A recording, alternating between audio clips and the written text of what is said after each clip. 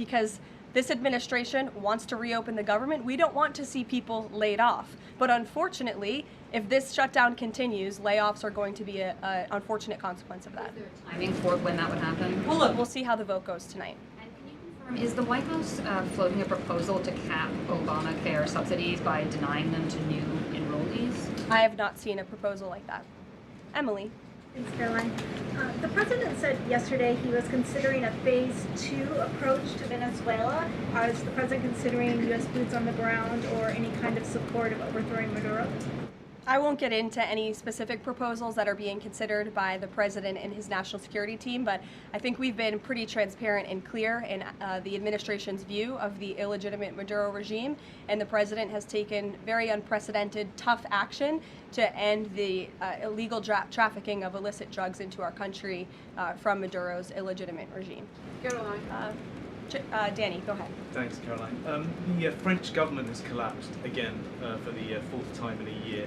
And I was just wondering if there's any concern in the White House about the kind of ongoing political crisis there, and any thought about whether the President Trump's good friend, President Macron, should either call elections or even resign over that.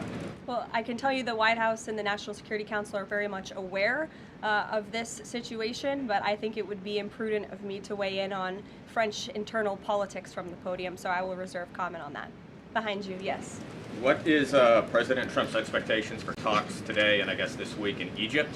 And is there a new timeline that the president is giving all sides to reach an agreement? Yes, there are technical talks happening right now in Egypt amongst Special Envoy Witkoff and Mr. Kushner, as well as their respective parties from all sides. What we saw take place on Friday, and I have not commented on that from the podium yet, is truly remarkable.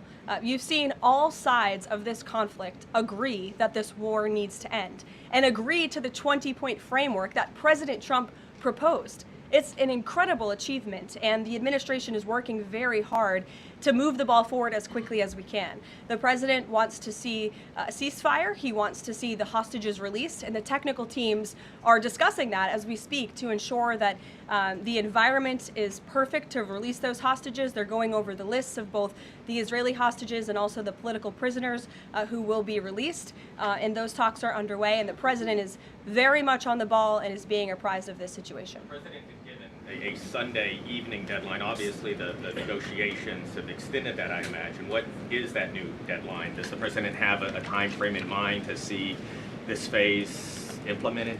Well, the Sunday evening deadline was to hear back from Hamas on the proposal one way or another. And of course, on Friday, Hamas put out a very clear statement in the president's view